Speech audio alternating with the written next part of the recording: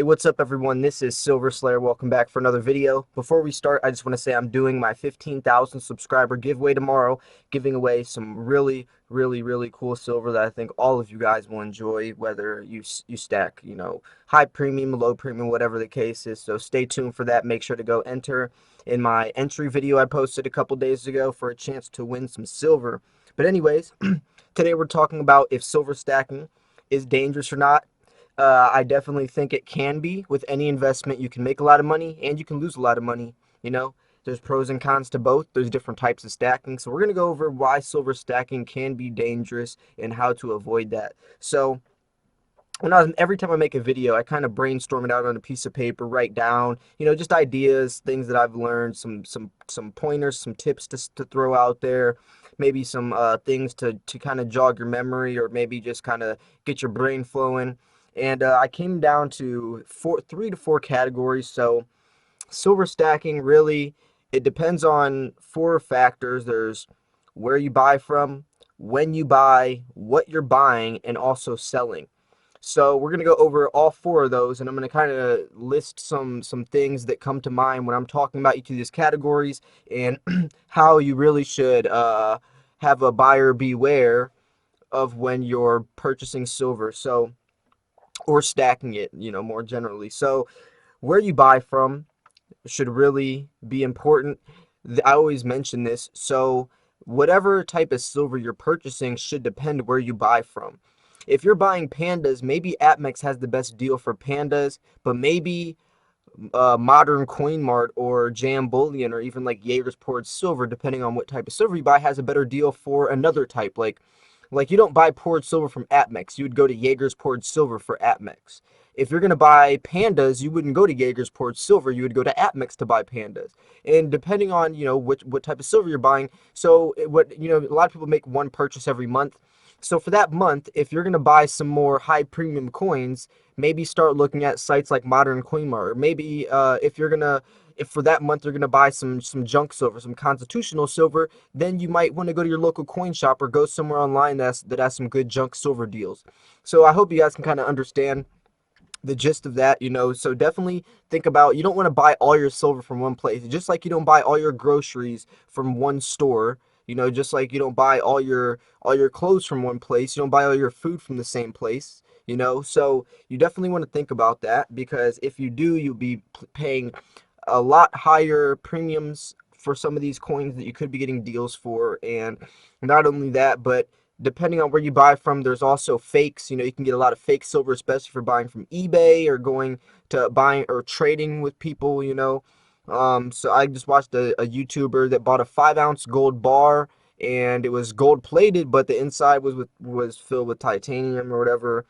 And he got ripped off for a lot of money. 5 ounces of gold's at what, like $1,200-$1,300 an ounce. Do the math. And there was no returns because he purchased on eBay.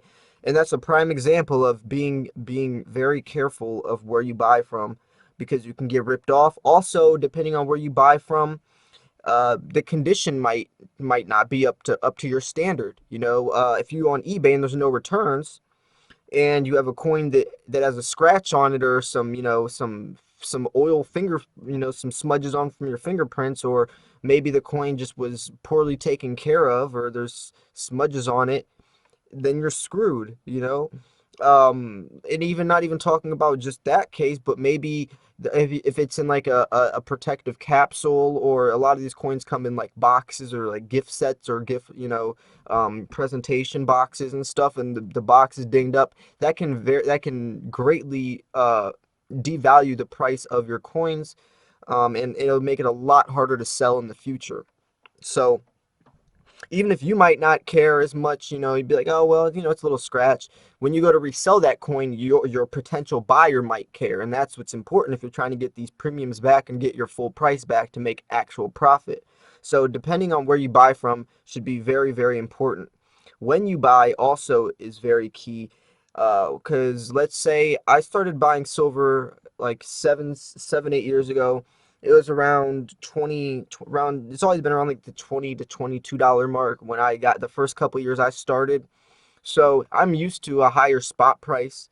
But I still see $20 silver as a good price. A lot of people got in silver recently when it's been around $15. So if it goes up to $20, that's way too high for them, and they're desensitized to that $15 range. So anything higher than that is just out of the ballpark. But spot price is really important to understand when you're purchasing, because if you're purchasing silver at a certain price and you're trying to do a quick flip, it will take a lot longer to get even break even. Um, for the people that purchased, like me, a couple when it was around $20, if they purchased, generic rounds where there's no appreciation on top of spot price, like if you have pandas, some older pandas, like a 2016 panda, I would have made my money back because they appreciate. But if I bought a generic round in 2016 and I'm trying to flip that coin, the spot price has dropped $6, $7. So when I go to sell it, I'm never gonna get that $6, $7 back. With coins like kookaburras and pandas and stuff, I still will make money back because those coins do appreciate every year, at least a little bit. So when you buy is also important.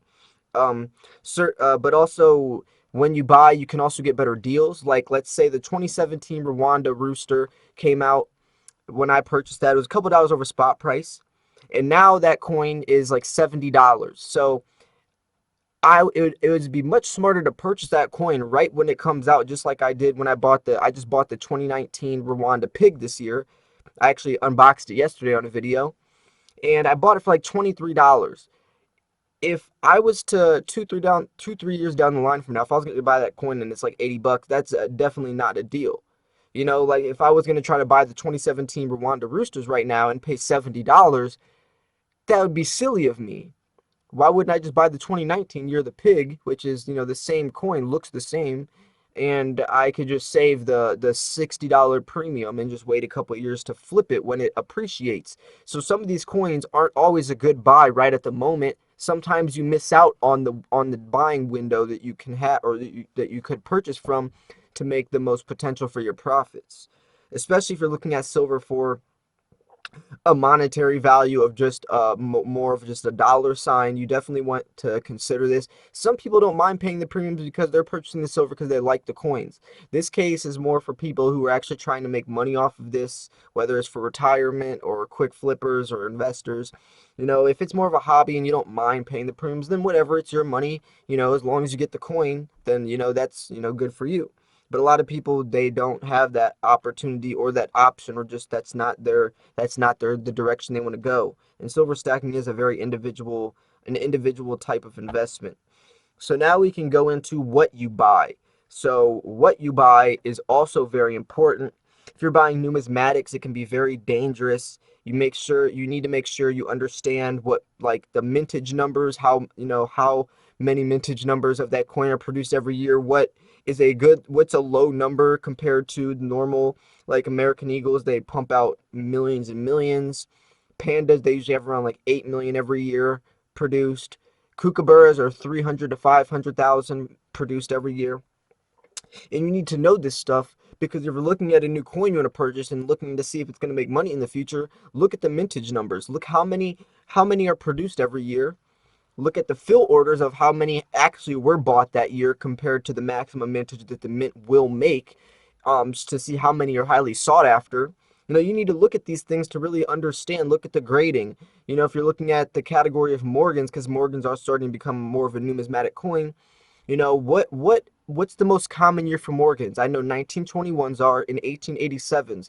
I know a Carson City mint is a very rare, that was a very rare mint, and that's a coin that's highly sought after. So look at some of the mintage numbers for those coins. What is maybe MS64 and higher for Morgans is a really good deal. So if you can find a good deal on eBay auctions or something, or maybe you're trading or whatever, then that's a coin you could purchase. But if you don't know Morgans, if you don't know what a 1921 is, if you don't know what Carson City is, don't just go on eBay and start purchasing coins just hoping that you hit the jackpot.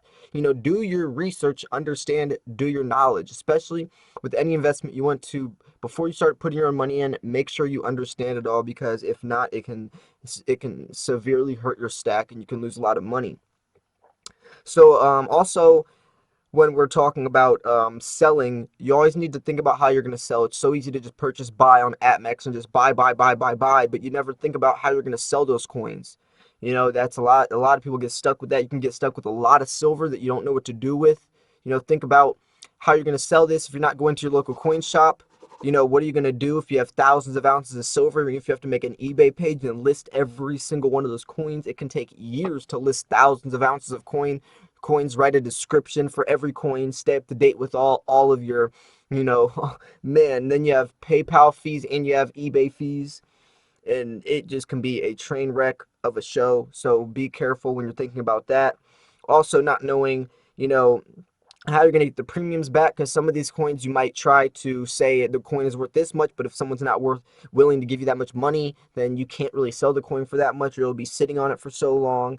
And if it's not a coin that is, you know, highly liquid, if it's not easy to sell, you know, a lot of these coins, if you have American Eagles, you can just take them to your coin shop, flip them. Especially that's good for emergency situations. If you know you're in an emergency for hospital bills, whatever, your car breaks down, you don't have any extra funds, then, you know. But if you have some coins that you're sitting on that are going to take 5, 6, 7 months to even sell or find a buyer, it can be very stressful. So make sure you have a portion of your stack that's highly liquid, like American Eagles, maybe just some junk silver, you know, some just standard bars. You can take in your local coin shop and flip them if you needed to. But also you can diversify and have some coins that are, you know, a little more, you know, semi-numies or numismatic coins that, you know, you can get some premiums back to protect yourself from spot price, but also be highly liquid.